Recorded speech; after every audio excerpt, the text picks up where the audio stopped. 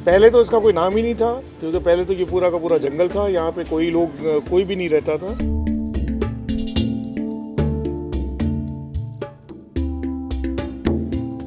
हम लोग जो ट्रेवलिंग आर्टिस्ट थे वो हमेशा राजस्थान से चलते थे, लेकिन हमारा पहला पड़ाव जो होता था वो यहाँ शादीपुर में होता था, क्योंकि यहाँ पास में रेलवे स्टेशन है, वहीं से हम उतरते थे और यहाँ आ जाते थे।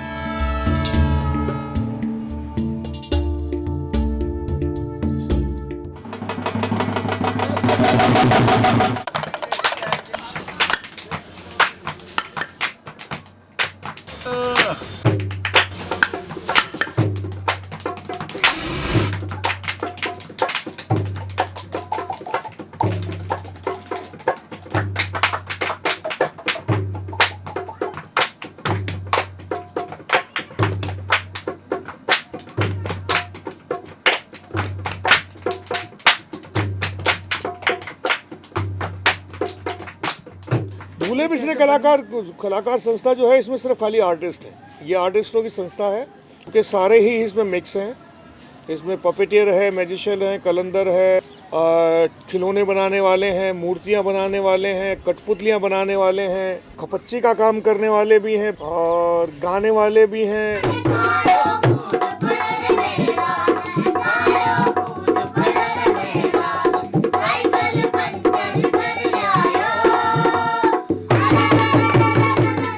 कहते हैं कि अकबर के ज़माने से, शाहजहां के ज़माने से है, 400 साल पीरियड पुरानी कठपुतली है। और कुछ लोग कहते हैं वीर विक्रमादित्य के ज़माने से है, लेकिन मैं जितना इसे जान पाया हूँ, कठपुतली को जितना समझ पाया हूँ, उतना शायद जब से ये सृष्टि रचने लगी है तब से ही है।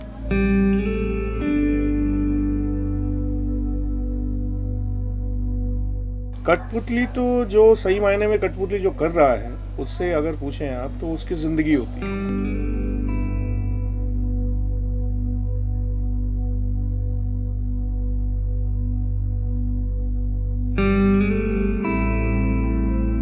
कहाँ बैठा है 8 बांस 24 गज उंगल 8 परवान, इतनी धरा पर मत चूके तू पृथ्वीराज सुहान। बंटी भाट, रोशन भाट, संजय भाट, राजेश भाट, विक्की भाट, संजय भाट, विक्की भाट, लकी भाट। भाट कम्युनिटी तो हमारी थी, हमारी है। जो हम राजस्थान से जो लोग आए थे उन्हीं की भाट कम्युनिटी है।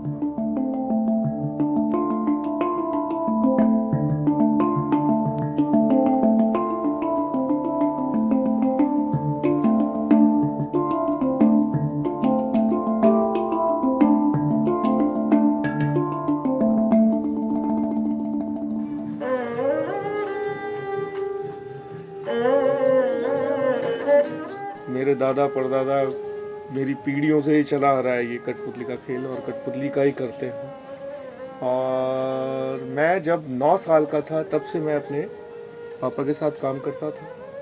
पहले तो पापा घूमते रहते थे, उनके साथ में मैंने शोज़ किए हैं।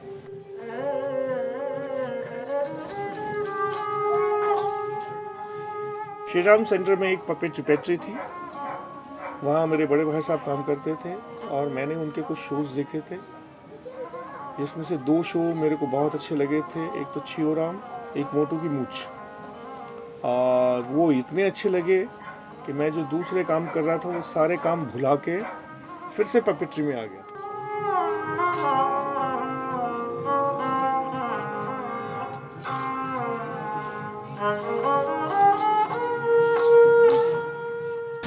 कभी ज़िंदगी में सोचा ही नहीं था कि हम जैसे ट्रेडिशनल आर्टिस्टों को, जो राजस्थान के रहने वाले हैं, कठपुतली वाले हैं, जो गली गली मोहल्ले मोहल्ले जाके कठपुतली का खेल करते हैं, उनको इस तरह का कुछ अवार्ड मिलेगा।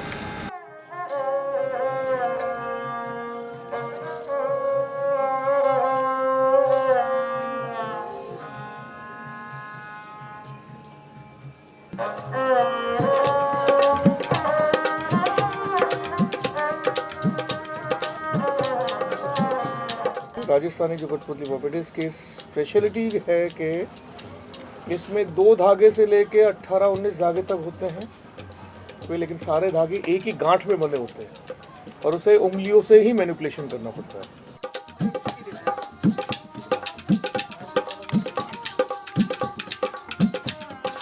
तो मैं हमेशा अपने प्ले में अपने पपेट को जब बनाता हूँ तो थोड़ा सा उसमें कंटेम्प्रेरी का सोच और थॉट जो है मेरी, वो उसमें ज़रूरी डालता हूँ ताकि लोगों को हर बार कुछ नया लगे।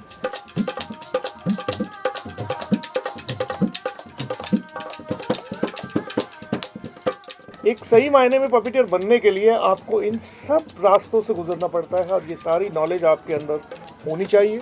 एक्टिंग किसे कहते हैं, पेंटिंग किसे कहते हैं, डांस किसे कहते हैं, स्क्रिप्ट राइटिंग, स्कल्पचर मेकर, ये सारी चीज़ें इसमें आ जाती है सारी की सारी पपेट में।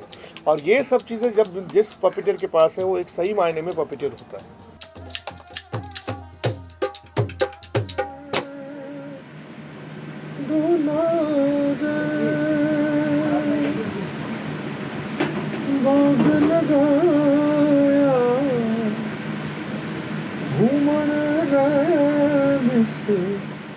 हिंदुस्तानी भी बंदा अगर इस कॉलोनी या इन कॉलोनी के आर्टिस्टों की लाइफस्टाइल देखना चाहता है,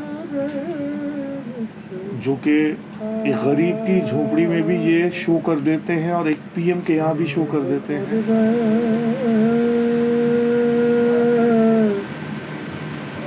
आज ये एक कठपुतली कॉलोनी जो है दिल्ली के मैप पे ही नहीं है, मैप पे इसका नाम नहीं है कि यहाँ एक कठपुतली कॉलोनी है, क्योंकि दिल्ली वासी इसको बहुत कम जानते हैं। लेकिन ऑल ओवर द वर्ल्ड ये कठपुतली कॉलोनी बहुत मशहूर है, बाहर से लोग बाग आते ही रहते हैं। आज मैप पे ना होने की वजह से भी हर रोज़ यहाँ पे 10-12, 10-15, 10-12, 10-15 लोग टूरिस्ट आते ही रहते हैं।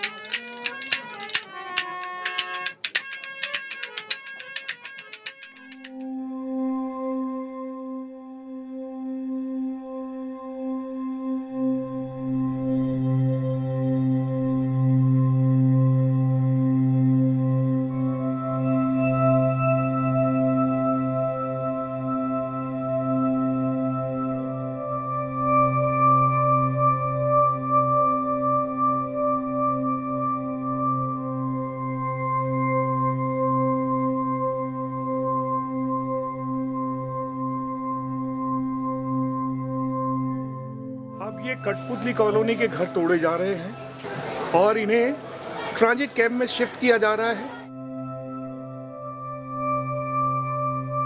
किसी को बुला दो ना, किसी को बुला जल्दी आप दो कपड़े मेरे हैं साहब, मेरा तेरा हो गया। इसका वही केस है 14 और 14 एक पुराना डॉक्यूमेंट है भाग्य वाले में। सरकार ने ये वादा किया है कि हम सबको कठपुतली कॉलोनी में ही फ्लैट बना के देगी। बस इंतज़ार इस बात का है जिस दिन हमें घर मिलेंगे उस दिन हम उस घर को अपना कह सकेंगे। कैसे कैसे जमी खा गई नौजवान, कैसे कैसे सूरज धीरे धीरे ढल जाएगा, ढल जाएगा।